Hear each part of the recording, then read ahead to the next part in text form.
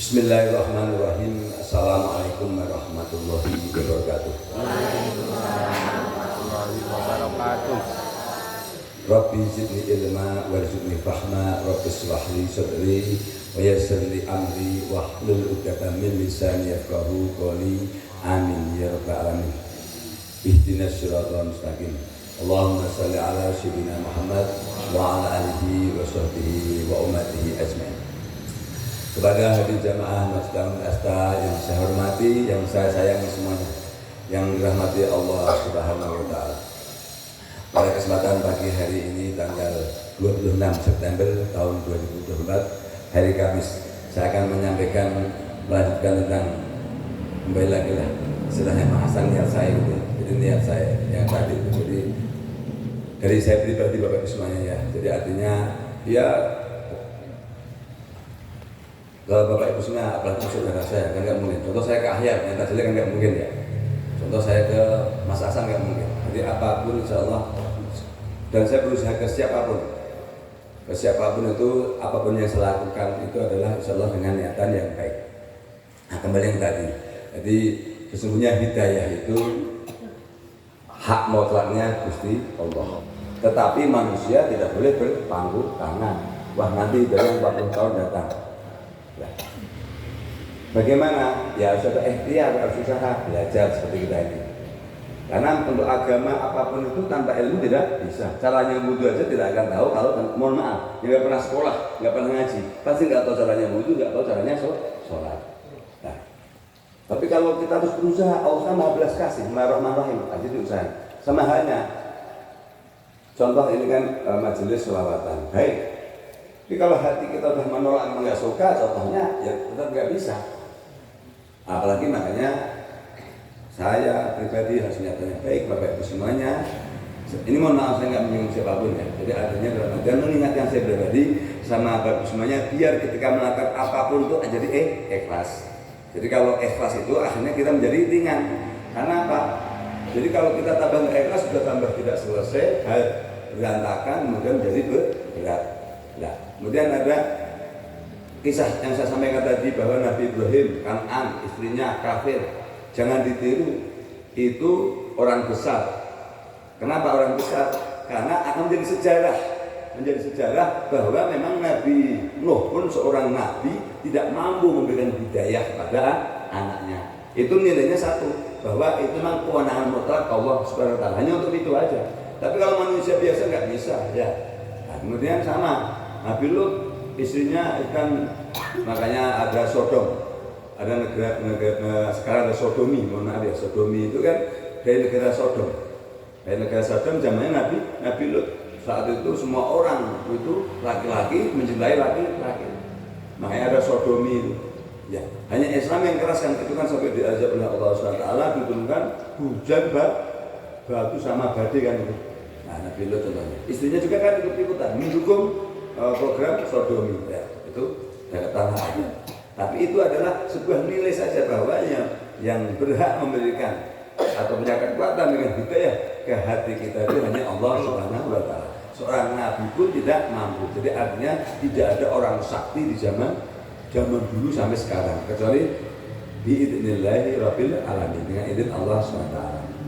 Nah, makanya jangan sampai hati kita keras. Makanya saya menciptakan lagu namanya Kesadaran Diri.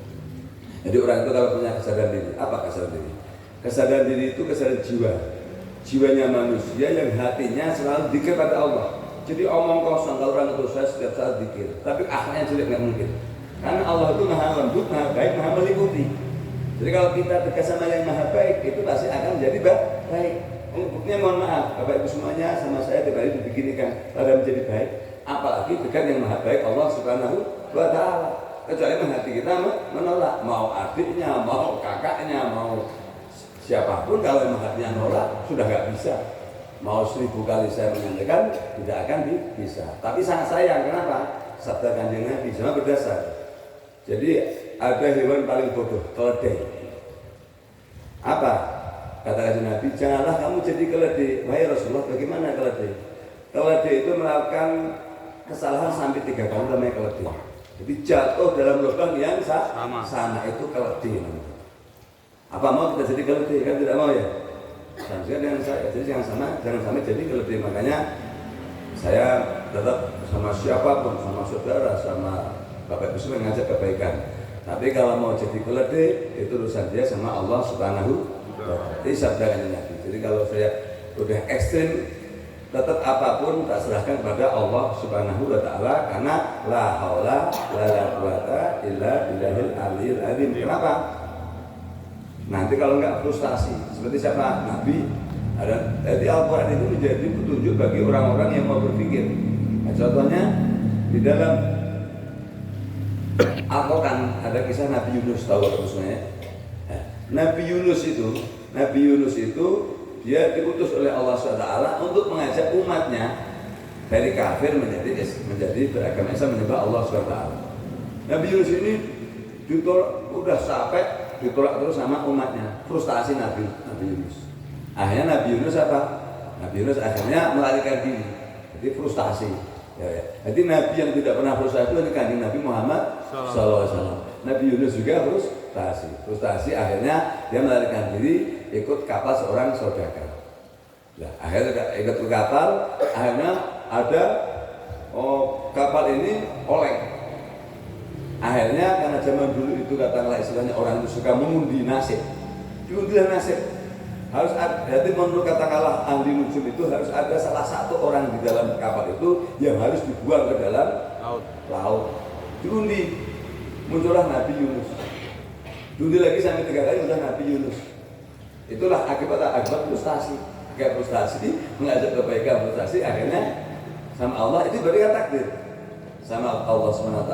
Ini untuk saya sendiri yang nggak frustasi. Jadi akhirnya dibuanglah ke laut. Tapi karena seorang Nabi dimakanlah ikan. Dimakan ikan, di dalam ikan dia minta aman pada Allah Subhanahu wa Ta'ala. Yang doanya seperti doanya Nabi Adam. Rabbana dzalamna anfusana wa illam taghfir lana. Itu doa Nabi Adam sama doa Nabi Yusuf sama Nabi Yunus. Jadi ada ya Allah, sungguh saya termasuk orang yang mendolimi diri kami sendiri. Jadi saya termasuk orang yang merugi jika kamu tidak mengampuni. Karena Nabi Yunus terus akhirnya meminta ampun kepada Allah Ta'ala. Akhirnya ikan itu terdampar. Akhirnya keluarlah Nabi Yunus dari itulah. Jadi pelajaran bagi kita semuanya. Kalau kita makanya kalau semuanya biar satu ayat dua ayat istiqomah saja membaca. Suka-suka mau baca sendiri itu akan menjadi hikmah dan pelajaran. Jadi tidak hanya sekedar dongeng. Nah, makanya insya Allah kalau kita punya kesadaran diri, selalu ingat sama Allah Ta'ala, dicerdaskan akal kita. Tidak mungkin tumpul otak. Karena apa? Saya menyampaikan bahwa yang maha itu hanya Allah SWT. Kalau kita dikasih sama Allah SWT akan dibikin.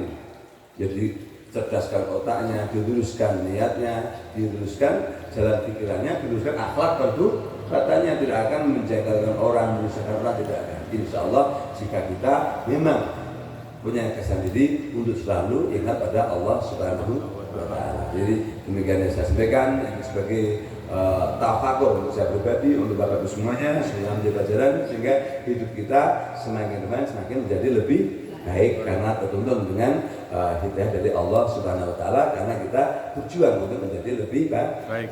Demikian billahi hidayah. Wassalamualaikum warahmatullahi wabarakatuh. Waalaikumsalam.